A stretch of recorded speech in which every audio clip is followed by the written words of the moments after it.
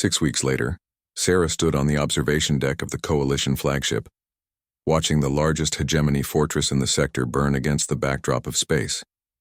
The massive structure, once considered impregnable, was now a collection of twisted metal and escaping atmosphere. Around it, the debris of an entire hegemony fleet drifted in chaotic patterns. The victory had come not through superior technology or overwhelming force, but through something the enemy had never encountered before: deliberately chaotic human tactics that defied every principle of galactic military doctrine.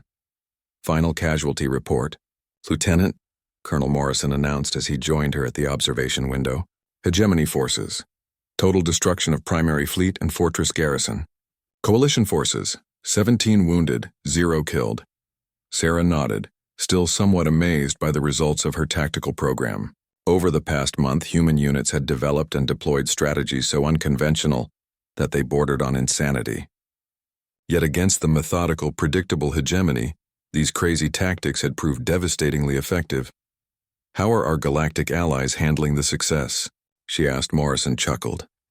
General Thaxmore described our tactics as militarily impossible and strategically incoherent. He also requested detailed documentation so other species can attempt to replicate them. Through the observation window, Sarah could see the rescue ships working to extract surviving hegemony personnel. Even in defeat, the enemy maintained their rigid discipline and technological superiority.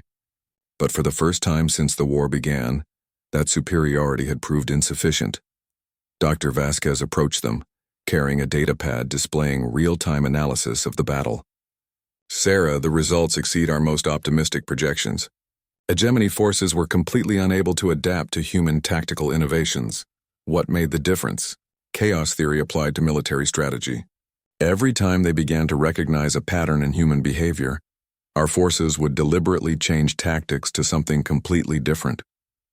Their adaptation protocols couldn't keep pace with systematic unpredictability." Sarah remembered the development process that had led to this victory.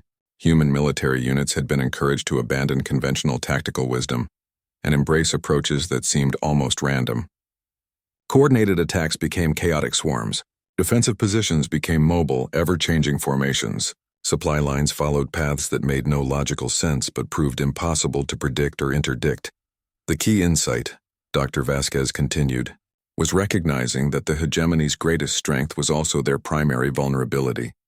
They're so advanced, so sophisticated that they can't comprehend deliberate primitiveness. What do you mean? They expect enemies to behave rationally, to use optimal strategies and efficient tactics. When faced with humans doing things that appear completely irrational, their analysis systems simply couldn't process the information quickly enough to develop countermeasures. Colonel Morrison gestured toward the destroyed fortress. The fortress assault is a perfect example. By every measure of galactic military science, our attack plan was suicide. Simultaneous assaults from 17 different vectors, with no apparent coordination or unified objective. Sarah smiled, remembering the confusion in the enemy's communications during the battle. Hegemony commanders had repeatedly requested clarification of coalition objectives, unable to understand what the humans were attempting to accomplish. "But there was coordination," she said, "just not the kind that shows up on conventional analysis." "Exactly. Human units were coordinating through methods that don't register on standard military sensors. Body language, intuitive timing, shared cultural references that no alien intelligence could interpret."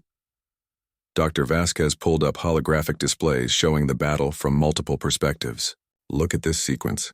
3 different human units simultaneously begin converging on the fortress's weakest defensive sector, with no apparent communication between them." Sarah studied the tactical display. To galactic observers, the human movements would have appeared random and uncoordinated, but she could see the subtle patterns of human military intuition at work. They were reading the battlefield like humans do, she explained, recognizing opportunities that don't show up in sensor data or tactical analysis. Things like enemy hesitation, patterns in their response timing, weaknesses in their formation discipline. Capabilities that can't be programmed or systematically analyzed, Morrison added. The hegemony's adaptation protocols are designed to counter logical tactics. They have no framework for dealing with humans who are being deliberately illogical. Through the observation window, Sarah watched as coalition recovery teams worked to salvage hegemony technology from the wreckage. The irony wasn't lost on her that they were still studying enemy equipment, trying to understand their technological advantages. Dr. Vasquez, how long do you think our tactical advantage will last? That's the beautiful part of this approach. Traditional military tactics can be studied and countered because they follow predictable patterns. But systematic unpredictability can't be countered without abandoning the logical frameworks that make the hegemony effective. So they're trapped? In a sense, yes. To counter human tactical chaos, they would need to abandon their own systematic approaches. But doing so would undermine the technological and organizational advantages that made them dominant in the first place. Sarah considered the implications. Humanity had essentially forced the hegemony into an impossible choice: maintain their systematic superiority and remain vulnerable to human chaos, or abandon their advantages to fight on humanity's terms. "Colonel," she said, "what's our next objective?" "Expansion of the chaos doctrine to all coalition forces. We're training alien units in human tactical approaches, though most species are struggling with the concept of deliberate irrationality." Dr. Vasquez laughed. "Yesterday I watched a Zephyrian commander try to implement human chaos tactics. He spent 2 hours calculating the optimal random distribution for his assault pattern. Missing the point entirely," Sarah observed. "Exactly. Other species approach chaos systematically, which defeats the purpose. Humans seem to be uniquely capable of being chaotic while maintaining underlying coordination." As they continued watching the recovery operations, Sarah reflected on the strange journey that had brought humanity to this point. Her impossible shot had started a technological arms race that humanity couldn't win, but it had also led to the discovery that human unconventionality was itself a weapon. "Dr. Vasquez, do you think the hegemony will eventually find a way to counter our tactical approach?" "Possibly. But they would need to fundamentally change their entire civilization to do it. The systematic thinking that makes them technologically superior also makes them predictable. Changing that would require abandoning everything that defines their culture." Colonel Morrison's communication device activated, displaying a priority message from Coalition Command. "Sarah, you're being promoted to Major and given command of the new Tactical Innovation Division. Congratulations." Sarah felt a surge of pride and responsibility. Her journey from sniper to tactical innovator had been unexpected, but it represented something larger about humanity's role in the galactic community. "Thank you, sir. What are our operational parameters?" "Develop and deploy systematic unpredictability across all coalition forces. Teach the galaxy how to fight like humans."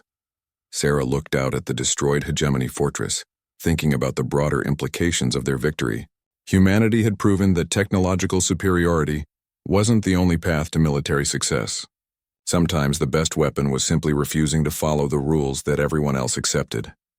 "Colonel Dr. Vasquez, I think we've just demonstrated something important about human nature, which is, we're not just unpredictable by accident, we're unpredictable by design. Chaos isn't a flaw in human thinking, it's a feature."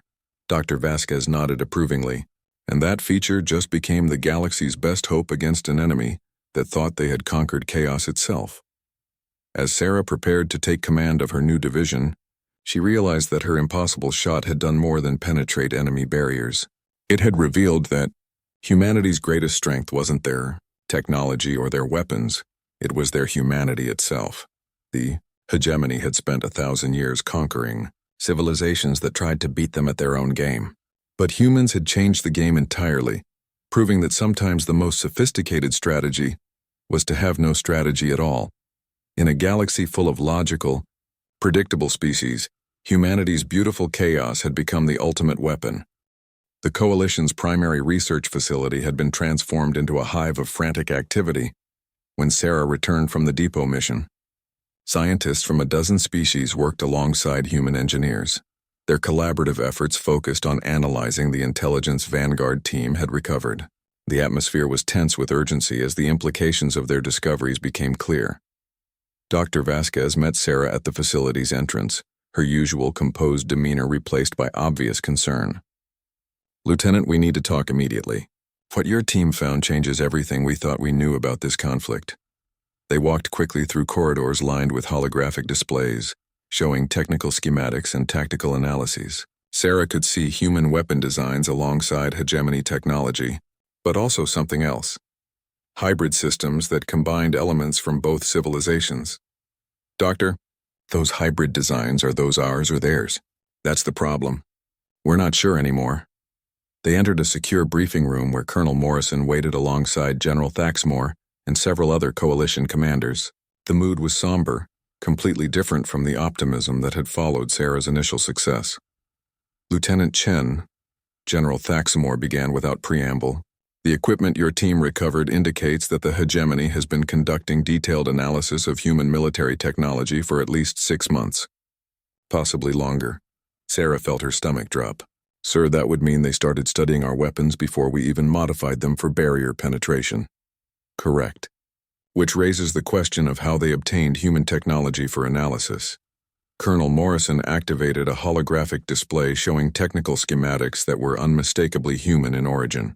These are detailed blueprints of your rifle, Lieutenant. Down to the molecular composition of the tungsten rounds you use, and that's impossible. My weapon is a unique modification. No one else has access to the exact specifications. Dr. Vasquez leaned forward. That's what we thought. But the hegemony files contain not just your rifle's specifications, but detailed analysis of human metallurgy, propellant chemistry, and manufacturing techniques. They know more about human weapons technology than most of our own engineers. The implications were staggering. If the hegemony had been studying human technology since first contact, every advantage humanity thought they possessed might be illusory. Worse, the enemy might be using human innovations to enhance their own capabilities. General, Sarah said carefully, are we dealing with a security breach or something more systemic? Unknown. But we've discovered something else that's equally troubling. The holographic display shifted to show a 3-dimensional model of a weapon that looked disturbingly familiar. It had the general configuration of a human kinetic rifle, but incorporated hegemony technology in ways that seemed almost intuitive. This is a hegemony weapon design based on human kinetic principles, Dr. Vasquez explained. They've essentially reverse-engineered our approach to projectile weapons and enhanced it with their superior material science and field manipulation technology. Sarah studied the design with growing horror. The weapon represented everything that made human firearms effective, but refined and improved with alien technology. In the hands of hegemony soldiers, such weapons could be devastating. Have they deployed these weapons in combat? Not yet, Colonel Morrison replied. But intelligence suggests they're in advanced testing phases. We estimate 2 to 3 weeks before they enter production. General Thaxmore stood, his scaled features grave. Lieutenant, your impossible shot may have given us a temporary advantage, but it also accelerated an arms race we're not prepared to win. The hegemony is adapting faster than our most pessimistic projections. Sarah felt the weight of unintended consequences. Her successful shot had revealed human potential, but it had also shown the enemy exactly what they needed to counter. The technological exchange was benefiting the hegemony more than the coalition. Sir, what are our options? Limited. We can accelerate deployment of human-enhanced weapons, but the hegemony will likely have effective countermeasures within weeks. We can attempt to disrupt their research facilities, but their technological base is distributed across dozens of worlds. Dr. Vasquez activated another display showing global tactical projections. There is one possibility we've been exploring.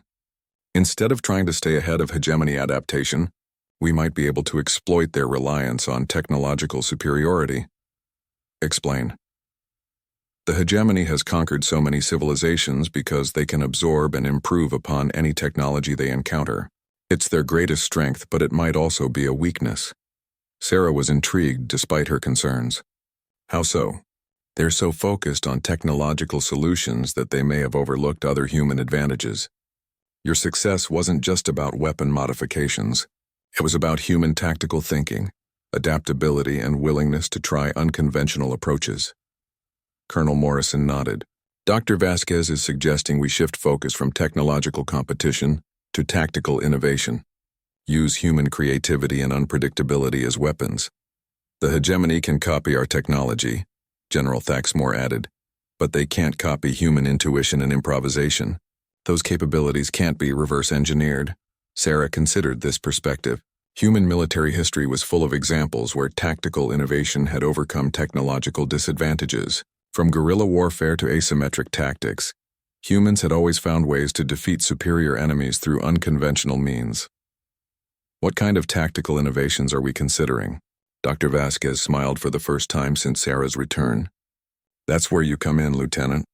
We want you to lead a program developing unconventional human military tactics, specifically designed to confuse and disrupt hegemony forces. A program? Think of it as applied military creativity. We're assembling teams of human soldiers and asking them to develop tactics that no galactic civilization would consider logical or effective. The goal is to be so unpredictable that the hegemony can't adapt quickly enough to counter us. Sarah felt a surge of excitement. This was exactly the kind of challenge that appealed to human military thinking. Instead of trying to match the enemy's technological sophistication, they would use human unconventionality as a weapon. When do we start? Immediately. We've identified several hegemony facilities that would be perfect testing grounds for unconventional tactics. But, Lieutenant, understand that this approach carries significant risks, such as, General Thaxmore's expression was grim. If we can't stay ahead of their adaptation cycles, human forces will face an enemy equipped with superior versions of our own weapons and comprehensive knowledge of our capabilities. The consequences of failure would be catastrophic. Sarah thought about the weapon designs she had seen, human innovations enhanced with alien technology. The idea of facing hegemony soldiers armed with improved versions of human weapons was sobering. But she also thought about the fundamental differences between human and galactic approaches to problem solving. The hegemony might be able to copy human technology, but copying human creativity was another matter entirely. General, the hegemony has been conquering civilizations for over 1,000 years using predictable patterns. Every species they've defeated has probably tried to match their technological superiority. Correct. But no one has tried to be deliberately, systematically unpredictable. Human military doctrine has always emphasized adaptation and innovation. Maybe it's time to weaponize those capabilities.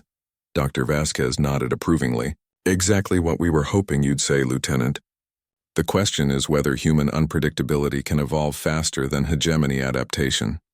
Sarah looked around the room at the assembled commanders and scientists, representatives of multiple species, all hoping that human unconventionality could provide an answer to their most dangerous enemy. Doctor, there's only one way to find out, and if we're going to test human tactical innovation against hegemony adaptation, we need to start with something they'll never see coming. Colonel Morrison leaned forward. What did you have in mind? Sarah smiled, feeling the familiar surge of inspiration that came with impossible challenges. Something so crazy that even we're not sure it will work. The kind of plan that violates every principle of sound military strategy. In other words, General Thaxmore said with what might have been approval, something distinctly human. Exactly, sir. The hegemony has spent months studying our technology. Now let's give them a lesson in human creativity. 2 weeks later, Sarah crouched in the twisted remains of what had once been a hegemony supply depot on the moon of Proxima 7. Around her, the 5-person human special operations team moved with practiced efficiency, their enhanced weapons having turned what should have been an impossible assault into a devastating rout. The mission had been designed as a field test for the weapon modifications, but the results exceeded even Dr. Vasquez's optimistic projections. Every shot fired had punched through hegemony barriers like they were made of paper. Personal shields that had previously made enemy soldiers nearly invulnerable had failed catastrophically when faced with human kinetic weapons. Facility secured, reported Sergeant Marcus Webb, the team's demolitions expert. His modified shotgun had proved particularly effective against clustered enemy positions, the wide spread of enhanced pellets creating multiple barrier failures simultaneously. Sarah adjusted her scope, scanning the surrounding terrain for any signs of enemy reinforcement. The depot had been heavily defended, with multiple layers of energy barriers and automated defense systems. All of it had proved useless against the team's enhanced weapons. Control, this is Vanguard Team, Sarah reported into her comm. Primary objective complete. Depot neutralized with minimal resistance. Dr. Vasquez's voice crackled through the communication system from the Coalition command ship in orbit. Outstanding work, Lieutenant. Preliminary sensor data shows complete barrier collapse across the entire facility. How are the weapon systems performing? Sarah glanced at her rifle's diagnostic display. 36 shots fired, 0 system failures. and the field generator was operating at 97% efficiency. All systems green, Doctor. No malfunctions, no degradation in barrier penetration capability. Excellent. We're detecting some interesting energy signatures from the facility. It appears that cascade failures are affecting systems we didn't expect. Corporal James Harrison, the team's heavy weapons specialist, approached Sarah's position carrying his modified machine gun. The weapon looked like something from humanity's industrial past, all steel and mechanical precision. But the field generator mounted beneath the barrel represented cutting-edge alien technology. Sarah, you need to see this, he said, gesturing toward the depot's central command structure. The barriers didn't just fail. They're actively draining power from other systems. Sarah followed Harrison to where the rest of the team had gathered around a massive control console. The hegemony equipment was still functional, but error messages cascaded across holographic displays in alien script. Even without understanding the language, the meaning was clear: systemic failures throughout the entire network. It's like a virus, observed Lieutenant Maria Santos, the team's communications specialist. The barrier failures are propagating through their integrated systems. Dr. Vasquez's voice returned over the comm. That's exactly what we're seeing from up here. The facility's power grid is redistributing energy to compensate for the barrier failures, which is causing secondary system malfunctions. Sarah studied the control displays, trying to understand the implications. Doctor, are you saying that human weapons don't just penetrate their defenses? We're actually damaging their infrastructure? It appears so. The hegemony designed their systems for maximum integration and efficiency, but that integration creates vulnerabilities when faced with attacks they didn't anticipate. Sergeant Webb emerged from the depot's storage areas carrying a collection of hegemony equipment. Found something interesting in their armory. Looks like they've been developing new personal armor systems.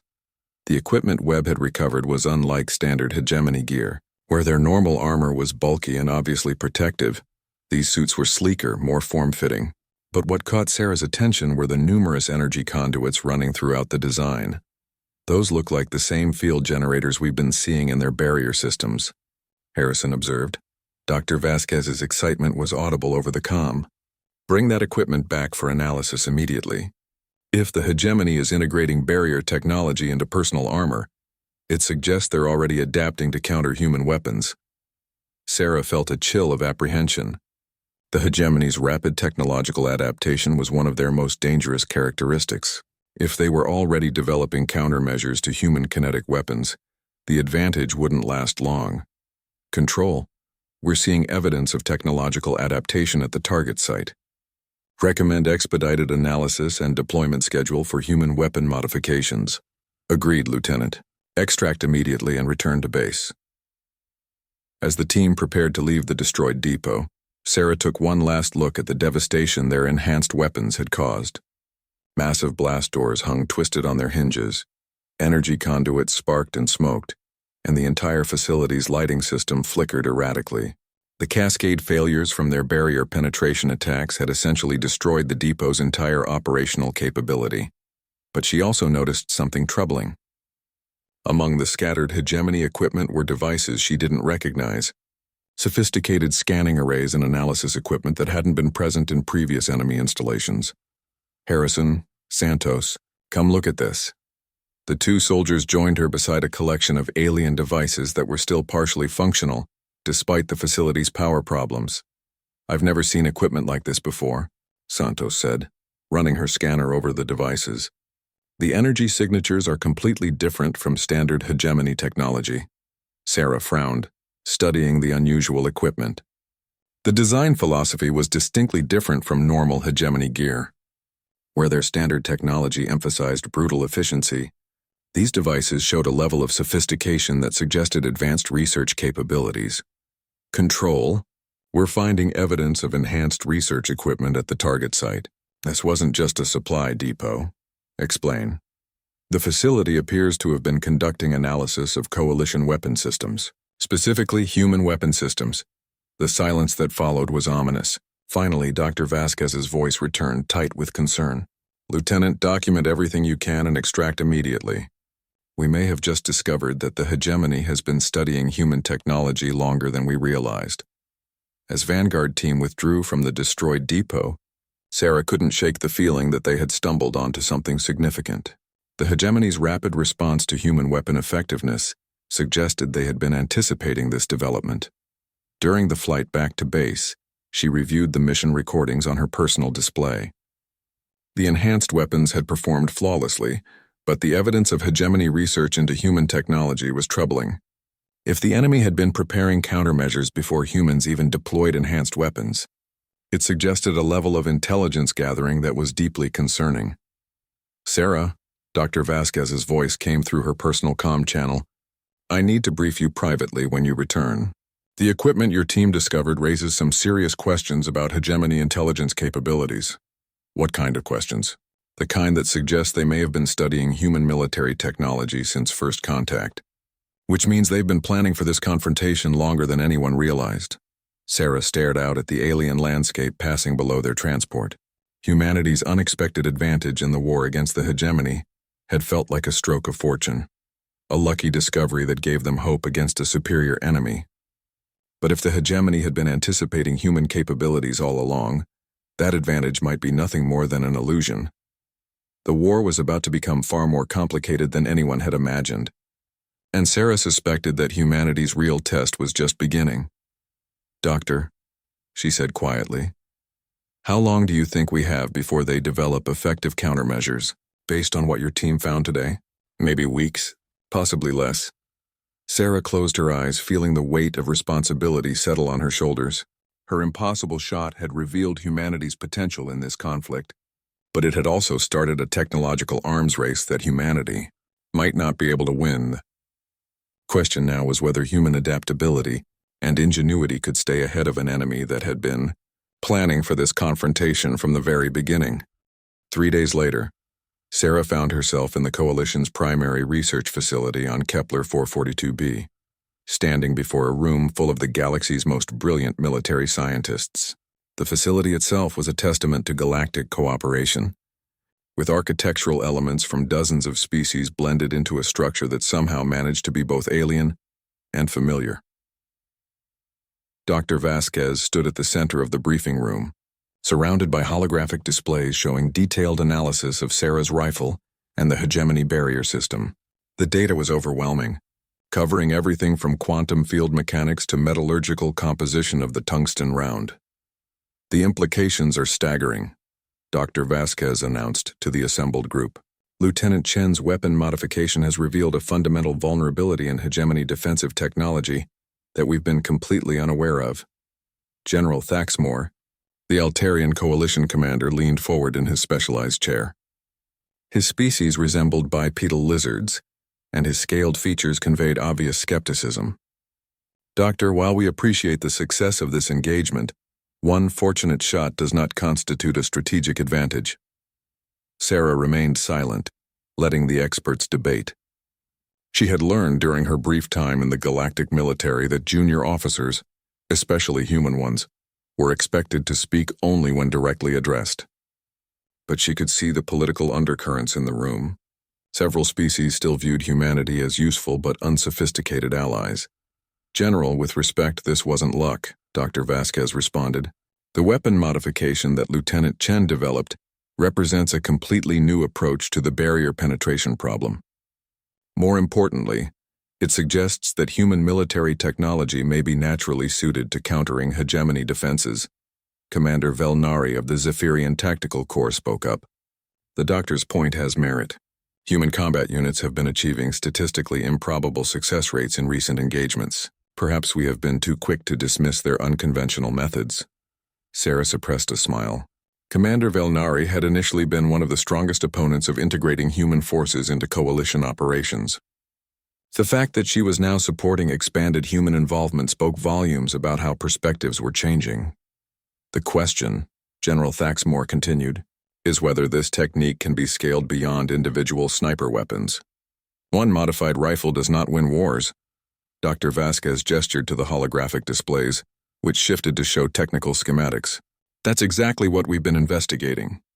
The field generation technology that made Lieutenant Chen's shot possible can be integrated into various weapon systems. We've already begun preliminary tests with human kinetic weapons ranging from personal sidearms to artillery systems. "And the results?" asked Colonel Morrison, who had been quietly observing the discussion. "Promising. Every human kinetic weapon we've tested shows similar barrier penetration capabilities when equipped with the modified field generators. The effect scales with projectile mass and velocity." Sarah felt a surge of pride. Human weapons, dismissed as primitive by galactic standards, were proving to be unexpectedly effective against their most dangerous enemy. The irony was delicious. "There's more," Dr. Vasquez continued. "Analysis of the High Castellan's remains revealed something significant. The hegemony has been enhancing their personnel with cybernetic systems specifically designed to interface with their barrier technology.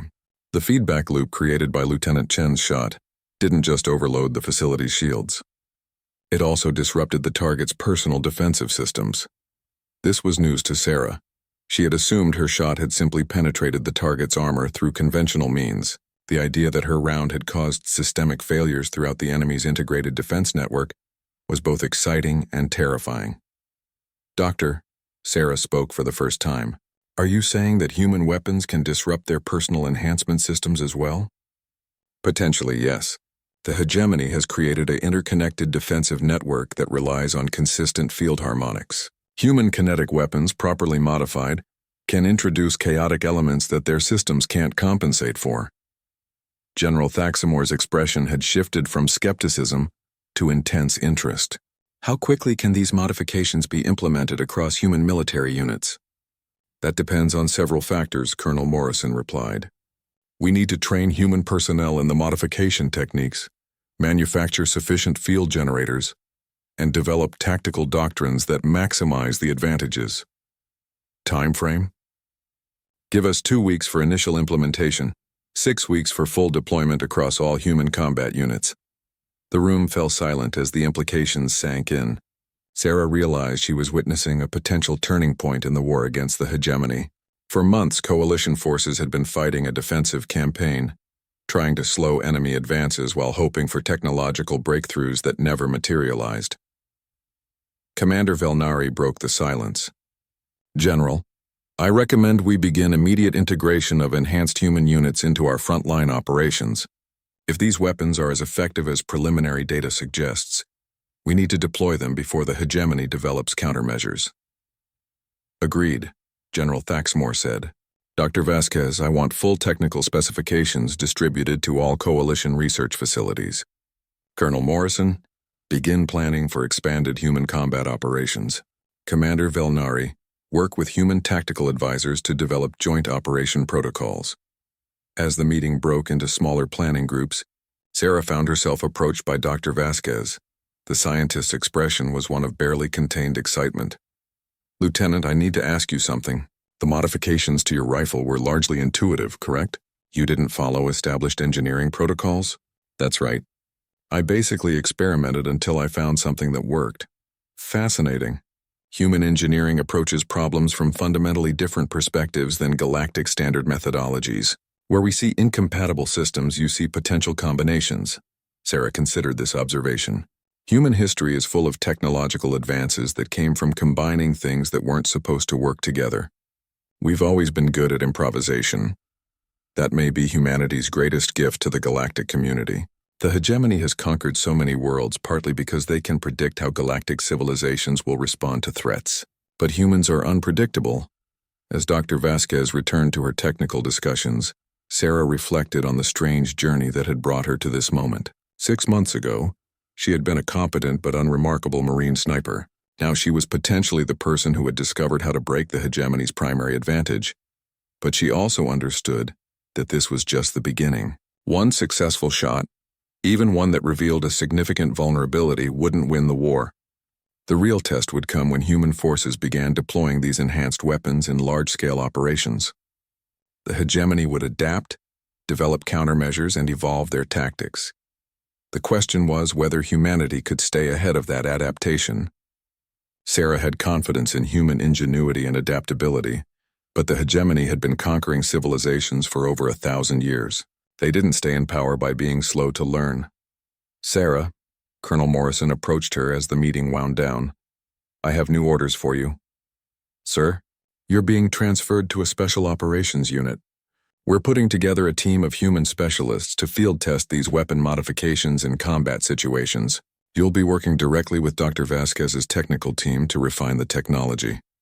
Sarah felt a mixture of excitement and apprehension. Special operations meant higher stakes, more dangerous missions, and increased responsibility. But it also meant being at the forefront of humanity's contribution to the war effort. What's the mission parameters, sir?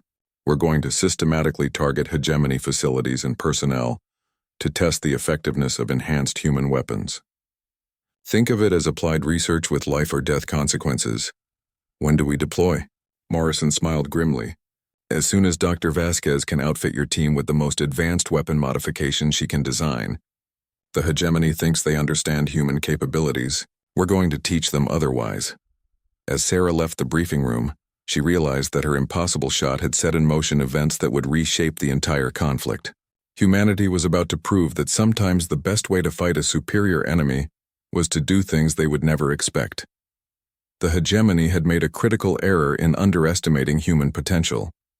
Sarah intended to make sure they paid dearly for that mistake. 2 hours passed before the hegemony inquisitors completed their investigation and withdrew from the outpost. Sarah maintained her vigil through the entire process, documenting their procedures and equipment with her rifle's integrated recording system. The alien investigators had been thorough, scanning every surface, collecting samples, and conducting what appeared to be detailed forensic analysis of the kill site. All clear, Vextar reported as the last Inquisitor transport disappeared over the horizon. Moving in for site examination, Colonel Morrison's voice crackled through the comm. Negative, squad leader. Wait for the specialist team. Ida, 15 minutes. Sarah adjusted her position slightly, working out the kinks from 2 hours of motionless observation. Through her scope, she could see the abandoned hegemony outpost clearly. The facility looked like a ghost town, with equipment scattered across the grounds and defensive positions left unmanned. The speed of their evacuation had been remarkable. Sarah, Morrison continued, preliminary analysis of your scope recording shows some interesting details. The Inquisitors spent considerable time examining the barrier generator itself. Any theories on what they found? Our techs think your round didn't just penetrate the shield. It appears to have caused a cascading failure in their entire defensive grid. The barrier didn't just drop, it overloaded. Sarah considered this information. Her rifle's modifications included a field generator designed to mimic hegemony shield frequencies, allowing the projectile to pass through their barriers like they didn't exist. But if the round had actually damaged their systems, how is that possible? The field generator was only supposed to provide passage, not cause feedback. That's what we need to understand. Human engineering approaches problems differently than galactic standard techniques. Sometimes those differences create unexpected results. A new voice joined the conversation. Lieutenant Chen, this is Dr. Elena Vasquez, Xenotechnology Specialist. I'm with the incoming analysis team. Doctor, I've been reviewing the technical specifications of your weapon modifications. The field generator you're using was reverse engineered from captured hegemony equipment, correct? That's right. Salvaged from a destroyed battlesuit about 6 weeks ago. Fascinating. We may have inadvertently created a weapon that exploits a fundamental flaw in hegemony shielding technology. Their barriers are designed to be impenetrable by recognizing and deflecting known energy signatures. But your kinetic round, wrapped in their own shield frequency, essentially told their system to ignore a physical projectile. Sarah was beginning to understand the implications. So their shields tried to let the round pass through while simultaneously trying to stop it. Exactly. The resulting conflict caused a feedback loop that overloaded the entire network. It's brilliant, though completely accidental. Not entirely accidental, Sarah corrected. Human military doctrine has always emphasized adaptability and improvisation. We may not have planned for this specific result, but we designed the system to be flexible. Through her scope, she watched as a convoy of coalition vehicles approached the outpost. The specialist team was arriving in force, with multiple transports carrying equipment she didn't recognize. Dr. Vasquez's team was clearly taking this investigation seriously.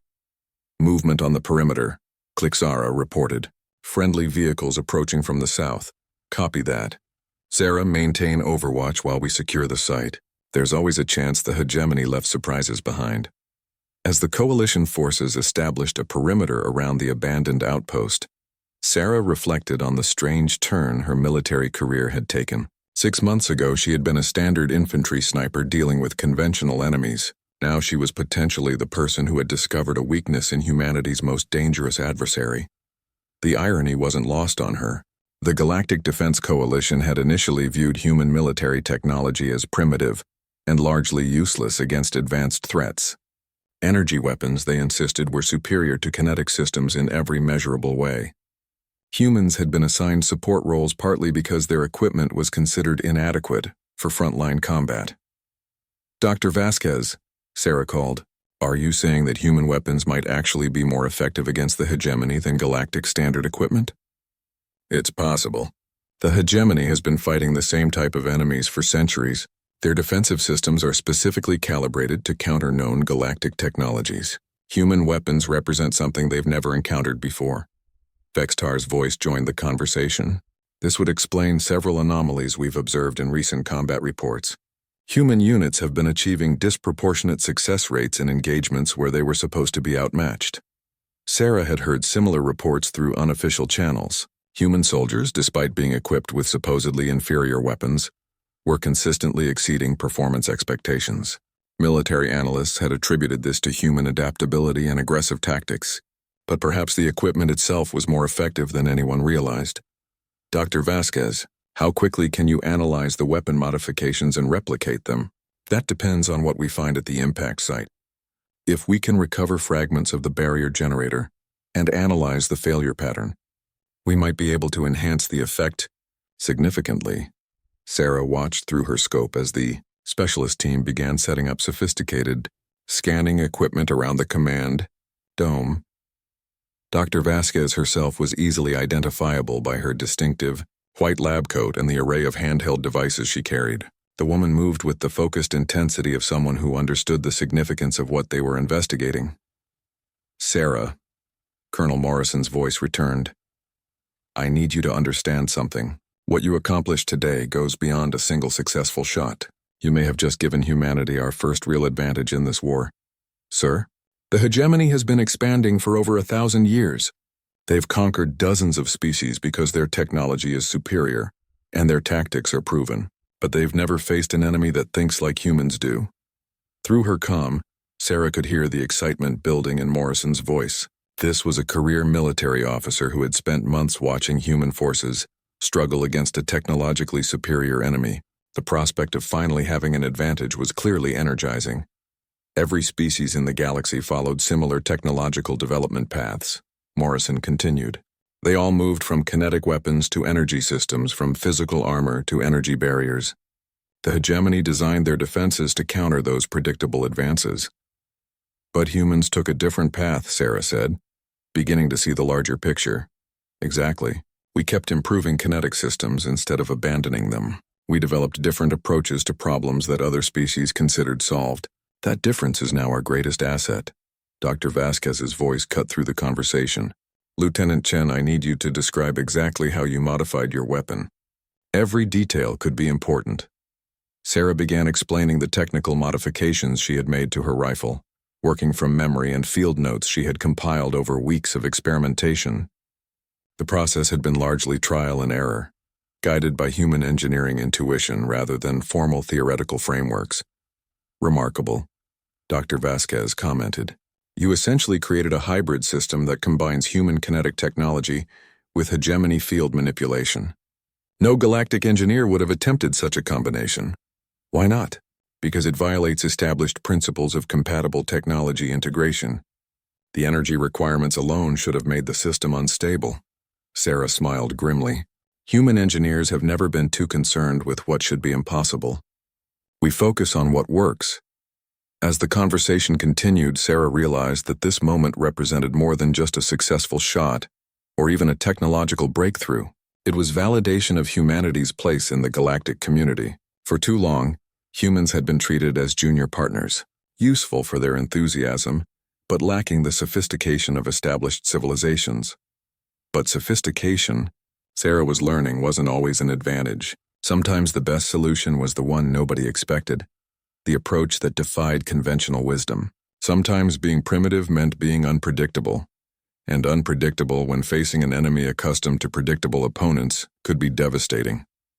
Target analysis complete, Dr. Vasquez reported. The results are even better than we hoped. Lieutenant Chen, you didn't just kill a High Castellan. You've potentially discovered how to neutralize the hegemony's primary defensive advantage. Sarah adjusted her scope, maintaining watch over the investigation team. Doctor, what happens now? Now we figure out how to turn one impossible shot into a systematic advantage. And then we teach the hegemony what happens when they underestimate humanity.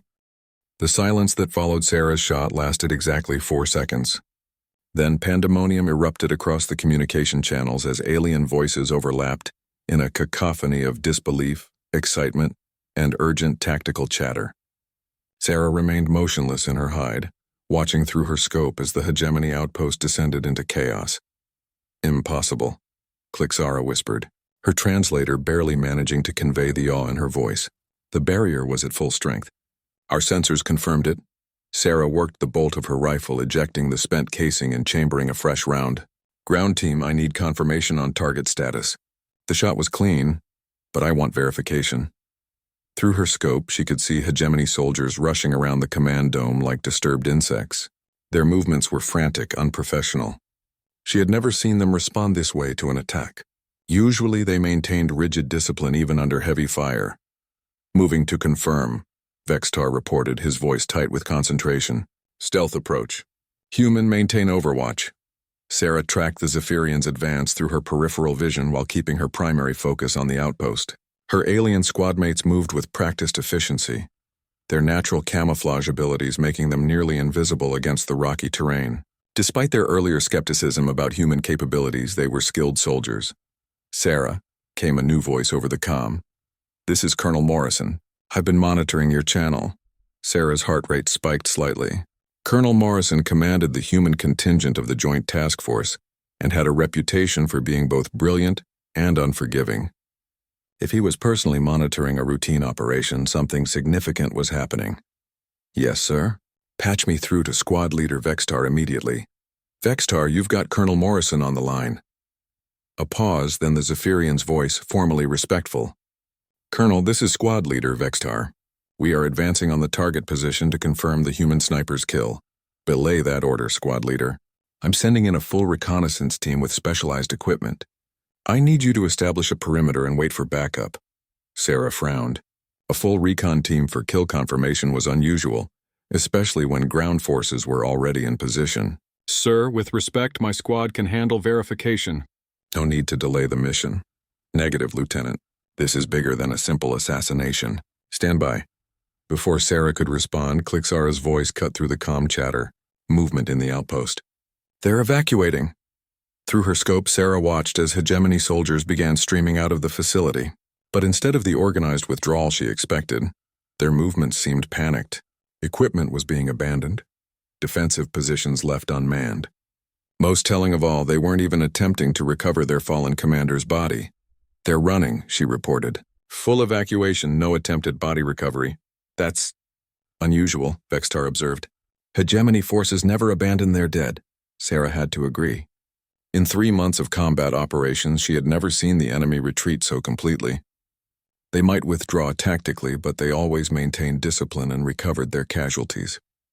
This looked more like a rout than a strategic repositioning. Colonel, she called. You seeing this? They're abandoning the entire position. Copy that, Lieutenant. This confirms what we suspected. Your target wasn't just any hegemony commander. Before Morrison could elaborate, Sarah's scope caught movement in the facility's central dome. Through the damaged barrier, she could see figures in different armor approaching the fallen target. These weren't hegemony soldiers. The armor was sleeker, more advanced, and they moved with the purposeful efficiency of investigators rather than combatants. Sir, we've got new contacts in the facility. Unknown configuration, not matching hegemony profiles. Those are hegemony inquisitors, Morrison's voice was grim. Elite units.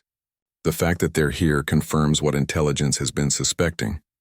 Your target was a High Castellan, one of the hegemony's regional commanders. Sarah felt a chill run down her spine. High Castellans were legendary figures, supposedly protected by layers of personal shielding and cybernetic enhancements that made them nearly invulnerable.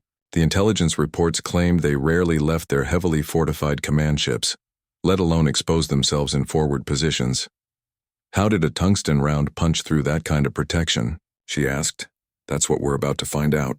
The modifications to your rifle were based on captured hegemony technology, but we didn't expect them to be this effective. You may have just given us the key to breaking their defensive superiority. Through her scope, Sarah watched the Inquisitors working around the fallen target. They moved with clinical precision, scanning the body and the surrounding area with devices that glowed with an eerie blue light. One of them seemed to be examining the entry wound itself. They're analyzing the kill, she reported. Looks like they're as surprised as everyone else. Sarah. Vextar's voice was quiet. I owe you an apology. We underestimated your capabilities. We all did, Klixara added. Human weapons technology is different than we assumed, Sarah smiled grimly. Different is putting it mildly. While you were developing energy weapons, we spent centuries perfecting the art of throwing rocks really, really fast. Rocks? It's a human expression. The point is, sometimes the old ways work better than the new ones. Colonel Morrison's voice returned to the channel. Lieutenant, I need you to maintain observation and document everything those Inquisitors are doing. This intelligence could change the entire war. As Sarah focused her scope on the Inquisitors' activities, she began to understand the broader implications of her shot. The hegemony's apparent invulnerability had made them careless. They had grown accustomed to fighting enemies who relied on energy weapons and conventional galactic technology. Human kinetic weapons, especially those modified with captured enemy tech, represented a completely unexpected threat. One of the Inquisitors had extracted what looked like a metallic fragment from the target's body. Even at this distance, Sarah could see that the being's posture conveyed shock. They had found her tungsten round, deformed but intact, embedded in their commander's enhanced armor. Colonel, they've recovered the projectile. They're examining it closely. Excellent. We need to know how they react to this development. The Inquisitor holding the round suddenly turned toward Sarah's position. Despite the distance, she felt as though those glowing eyes were looking directly at her. The being raised some kind of scanning device and began sweeping the area. I think they're trying to locate my position, Sarah reported, adjusting her concealment slightly. Can they detect you? Unknown. Human stealth techniques weren't designed with their sensors in mind. The Inquisitor's scan continued for several minutes before the being lowered the device and returned attention to the fallen commander. Whatever they were looking for, Sarah's position apparently didn't register on their equipment. Interesting, Morrison mused. Their sensors are calibrated for galactic standard signatures. Human heat patterns and electromagnetic signatures are different enough to confuse their detection systems. As Sarah continued her observation, a larger picture began to emerge. Humanity's integration into the galactic community had been based on the assumption that human technology was primitive compared to established civilizations. But primitive didn't necessarily mean inferior. Human weapons had evolved along different lines, following principles that other species had abandoned millennia ago. The hegemony had conquered dozens of worlds using their technological superiority.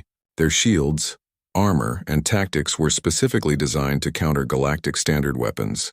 But humans weren't galactic standard. They were something new, something unexpected, something dangerous. Ground team is in position, Vextar reported. Awaiting orders. Hold position, Morrison commanded. Let the Inquisitors finish their investigation and withdraw. Then we'll move in for detailed analysis.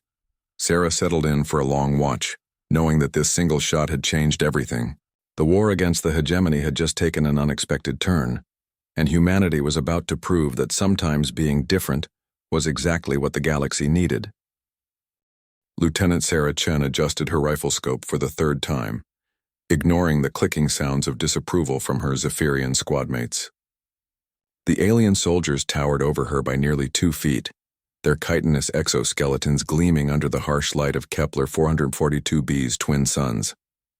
Their compound eyes tracked her movements with what she had learned to recognize as barely concealed disdain. Human. Squad leader Vextar spoke in the Universal Translator's monotone voice. Your species continues to puzzle us. Why do you insist on using such primitive projectile weapons when we have provided you with plasma rifles? Sarah didn't look up from her equipment check. 3 months into this joint military operation, she had grown tired of explaining human preferences to her alien allies. The Galactic Defense Coalition had paired human soldiers with various alien species to create mixed units. believing that diverse tactics would prove superior against the hegemony forces. So far, the results had been mixed at best because, squad leader, this primitive weapon has never failed me, Sarah replied, running her fingers along the barrel of her modified Barrett M82A1. The rifle had been her companion through 4 tours on Earth before humanity made first contact. Now retrofitted with alien technology for atmospheric adaptation and enhanced targeting systems, it remained her weapon of choice despite having access to energy weapons that could vaporize targets instantly. The Zephyrians exchanged what passed for glances among their species. Sergeant Klixara, the unit's heavy weapons specialist, made a sound that the translator interpreted as laughter.